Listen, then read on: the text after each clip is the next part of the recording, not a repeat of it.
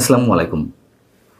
শেখ হাসিনা সরকারের বিরুদ্ধে মানুষের নানান কারণে ক্ষোভ ছিল, এ কথা সত্য। কিন্তু ৫ আগস্ট তার সরকার পতনে যে গণ অভ্যুত্থান সংঘটিত হয়েছিল, তার পেছনে যে যুক্তরাষ্ট্রের প্লট নির্মাণ করা ছিল, সরাসরি মার্কিন হস্তক্ষেপ ছিল, সে কথা এখন স্বীকার করে নিচ্ছেন খোদ ডক্টর মোহাম্মদ ইউনূস সরকারের শুভাকাঙ্ক্ষী পরামর্শদাতা এবং সমন্বয়কদের যে দল জাতীয় নাগরিক পার্টি এনসিপি, তার অভিভাবকদের কেউ কেউ, যেমন ফরহাদ মজহার, যুক্তরাষ্ট্রের কলম্বিয়া বিশ্ববিদ্যালয়ের অধ্যাপক, অর্থনীতিবিদ এবং জননীতি বিশ্লেষক Jeffrey David sax Sheikh Hasina সরকার পতনে মার্কিন গোপন অভিযান বিষয়ে যে একটি লেখা লিখেছিলেন আরও বেশ কিছুদিন আগে, সেটিকে ফরহাদ মজহার সমর্থন করছেন। তিনি বলছেন যে এটিকে একেবারে উড়িয়ে দেওয়া যাবে না, এবং একই সঙ্গে তিনি বেশ ইন্টারেস্টিংলি বলছেন যুক্তরাষ্ট্র যে কারণে ডক্টর মোহাম্মদ ইউনূসকে বেছে নিয়েছিল, তিনি সেসব উদ্দেশ্য সার্ভ করতে পারছেন কিনা সেই প্রশ্ন তুলেছেন।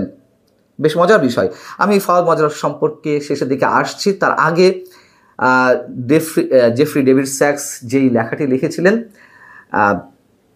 সেই লেখাটির সম্পর্কে একটু বলে নিই। তার লেখার শিরোনাম ছিল the very strong evidence of the US role in toppling the government of Imran Khan in Pakistan raises the likelihood that something similar may have occurred in Bangladesh. অর্থাৎ পাকিস্তানে ইমরান খান সরকারের পতনে যুক্তরাষ্ট্রের যে ভূমিকা ছিল, ঠিক একই ধরনের ভূমিকা বাংলাদেশে শেখ হাসিনা সরকার পতনের ক্ষেত্রে দেখা গেছে প্রমাণ সাপেক্ষে। তিনি তার লেখাতে বলছেন, এই লেখাটি হয়তো অনেকের পড়া নেই, জানা নেই, সেই কারণে অংশবিশেষ তুলে ধরতে চাই। তিনি বলছেন, দক্ষিণ এশিয়ার দুই সাবেক প্রধান নেতা, তাদের সরকার পতনে যুক্তরাষ্ট্রের গোপন অভিযান চলেছে। তাদের মধ্যে একজন পাকিস্তানের ইমরান খান, আর একজন হচ্ছেন বাংলাদেশের সাবেক প্রধানমন্ত্রী শেখ হাসিনা। এবং দুটি ঘটনা একই রকম। তিনি যেভাবে বলার চেষ্টা করছেন যে পাকিস্তানের ক্ষেত্রে যেটি ঘটেছে, যুক্তরাষ্ট্রের দক্ষিণ ও মধ্য এশিয়া বিষয়ক সহকারী পররাষ্ট্রমন্ত্রী ডোনাল্ড লু 2022 সালের 7 মার্চ যুক্তরাষ্ট্রে পাকিস্তানে নিযুক্ত যে রাষ্ট্রদূত আসাদ মজিদ খানের সাথে দেখা করেন, এবং দেখা করে তিনি বলেছিলেন যে সতর্ক করে দিয়েছিলেন রাশিয়া এবং ইউক্রেন সম্পর্কে মিস্টার খানের যে আক্রমণাত্মকভাবে নিরপেক্ষ অবস্থান, সে কারণে ইমরান খান পাকিস্তান মার্কিন সম্পর্ককে হুমকির মুখে ফেলছেন। এবং লু এ কথা জানিয়ে দিয়েছিলেন যে তার সরকারের বিরুদ্ধে যদি অনাস্থা আনা হয় পার্লামেন্টে, তাহলে তার মতো যারা সরকারি কর্মকর্তা পাকিস্তানে রয়েছেন অথবা যুক্তরাষ্ট্রে রয়েছেন, তারা নিরাপদ থাকবেন, অন্যথায় ভয়ঙ্কর কিছু হতে পারে। এ কথা আমরা সবাই জানি।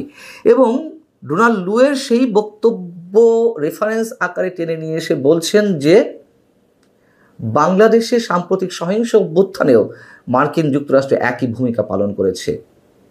ছাত্র অস্থিরতার কারণে প্রধানমন্ত্রী হাসিনাকে ক্ষমতাচ্যুত করা হয়েছিল, এবং বাংলাদেশের সেনাবাহিনী যখন বিক্ষোভকারীদের সরকারি অফিসে হামলা চালানো থেকে বিরত রাখতে অস্বীকৃতি জানায়, তখনই শেখ হাসিনা ভারত পালিয়ে যান বা দেশ ত্যাগ করেন।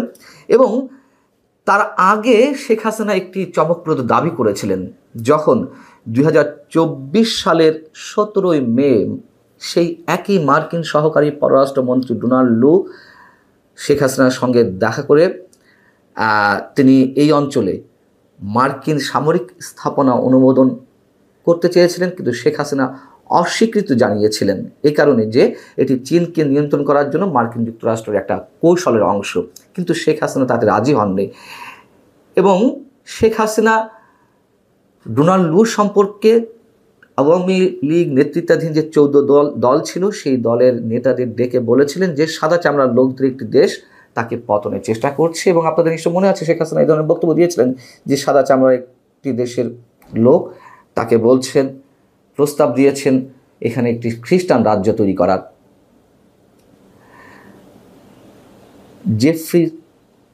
জেফ্রি স্যাক্স বলছেন যে কিন্তু শেখ হাসিনা তিনি জোটের নেতাদের সামনে বলেছিলেন তিনি কারোর সঙ্গে আপোষ করতে চান না।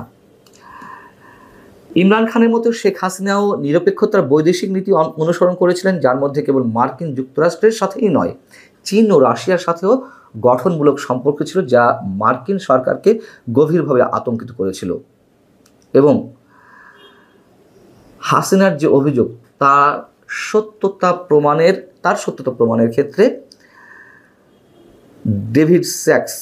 জেফ্রি ডেভিড স্যাক্স আরও কয়েকটি প্রসঙ্গ নিয়ে এসেছেন। তার মধ্যে একটি হচ্ছে বাংলাদেশ দুটি সামরিক চুক্তি স্বাক্ষর করতে বিলম্ব করেছিল বা অস্বীকার করেছিল, যেগুলো 2022 সাল থেকে মার্কিন যুক্তরাষ্ট্র খুব জোর দিয়ে চালিয়ে আসছিল।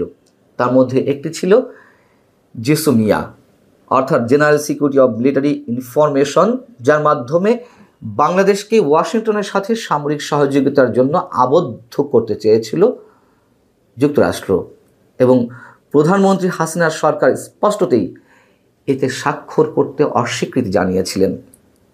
এই জায়গায় এসে জেফ্রি ডেভিড স্যাক্স বলছেন যে যদি এই বিষয়ে মার্কিন কংগ্রেসে কোনো অভিযোগ জানানো হয় তাতে কোনো লাভ নেই, বরং এই বিষয়ে এগিয়ে আসা উচিত জাতিসংঘের। কারণ গোপন শাসন ব্যবস্থা পরিবর্তন অভিযান আন্তর্জাতিক আইনে স্পষ্টতই অবৈধ এবং বিশ্ব শান্তির জন্য অনেক বড় হুমকি। কারণ এগুলো জাতিগুলোকে গভীরভাবে অস্থিতিশীল করে তোলে এবং প্রায় যুদ্ধের মতন ভয়ঙ্কর কিছু সূত্রপাত ঘটায়, পাশাপাশি নাগরিক বিশৃঙ্খলার দিকে নিয়ে যায় সংশ্লিষ্ট রাষ্ট্রগুলোকে। তিনি বলছেন যে পাকিস্তান ও বাংলাদেশের ক্ষেত্রে জাতিসংঘের নিরাপত্তা পরিষদের উচিত প্রধানমন্ত্রী ইমরান খান এবং সাবেক প্রধানমন্ত্রী হাসিনার সরাসরি সাক্ষ্য গ্রহণ করা, যাতে এই দুই নেতার সরকার উৎখাতে মার্কিন যুক্তরাষ্ট্রের ভূমিকার প্রমাণ মূল্যায়ন করা যায়। এবং জেফ্রি ডেভিড স্যাক্স আরও একটি পরিসংখ্যান তুলে ধরেছেন যে যুক্তরাষ্ট্র 1947 সাল থেকে 1989 সাল পর্যন্ত এরকম গোপন অভিযান বিভিন্ন রাষ্ট্রের সরকার পতনের জন্য তারা অভিযান চালিয়েছে 64টি ক্ষেত্রে সফল হয়েছে। এর বাইরে আরও অনেক ধরনের অভিযান তারা পরিচালনা করেছে যেগুলো সফল হয়নি। এখন বলি ফরহাদ মজহার সম্পর্কে। ফরহাদ মজহার সমকালকে একটি ইন্টারভিউ দিয়েছেন বুধবারই, যেটি প্রকাশ হয়েছে। সেখানে তিনি কথা প্রসঙ্গে যেমন জেফ্রি ডেভিড স্যাক্সের এই বক্তব্যকে সমর্থন করলেন, তিনি বললেন যে এটি একেবারে উড়িয়ে দেওয়া যায় না। সেই জায়গা থেকে সমকালের আরেকটি প্রশ্ন ছিল, এই বাস্তবতায় বর্তমান সরকারকে আপনি কীভাবে দেখছেন?